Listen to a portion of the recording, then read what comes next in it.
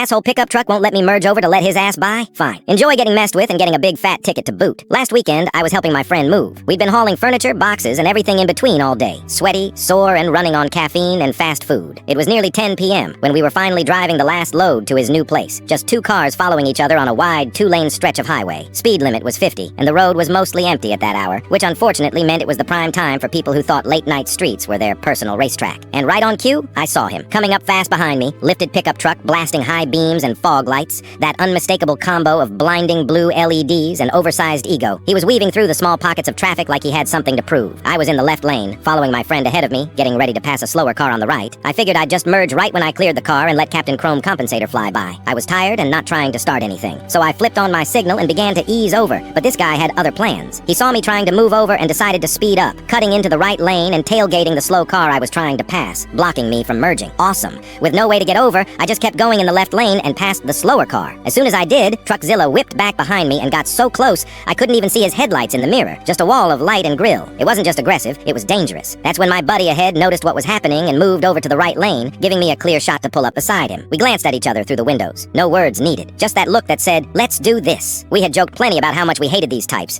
guys in massive trucks with illegal lights who drove like the road was theirs alone. And tonight, we had a perfect setup. We started playing the slow roll dance. My friend sped up a bit and Truckzilla darted into the right lane trying to pass. But just before he could squeeze through, my friend tapped the brakes, making him hesitate. So the truck cut back into the left lane behind me and I sped up just enough to keep the gap tight. Then I slowed. My friend sped up. He swerved again, back and forth, lane to lane, stuck behind us like a yo-yo. We did this for about 2 straight miles, never brake checking, just controlling the tempo like two conductors in a symphony of frustration. Then came the best part. Just before the Walmart turnoff, the speed limit drops from 50 to 25 and a center turn lane opens up. There's a reduced speed ahead sign right before it. We both saw it, and without missing a beat, slowed to exactly 25 miles per hour. Not 27, not 30, 25. You could practically feel the rage behind us. The guy finally snapped. He couldn't take it anymore. He swerved into the center lane and floored it, screaming past us in a blur of headlights and roaring exhaust, straight through the intersection, and straight past an unmarked police SUV. The timing was so perfect we couldn't have planned it better if we tried. The moment he blew through the light, the cop flipped on his lights, whipped a U-turn, and gunned it after him. Within seconds, Truckzilla was pulled over on the shoulder, getting a long, expensive conversation with the law. My buddy and I both turned into the neighborhood and made it to his house, barely able to stop laughing. We'd been dead on our feet 10 minutes ago, but now we were cracking jokes, reenacting his rage, imitating his swerves. It was the morale boost we didn't know we needed. That moment had us wired. We unloaded the rest of the van in record time. And you know what? As we carried the last box inside, we heard a familiar roar in the distance. Same engine, same lights, headed back down the road in the opposite direction. Slower now, much slower.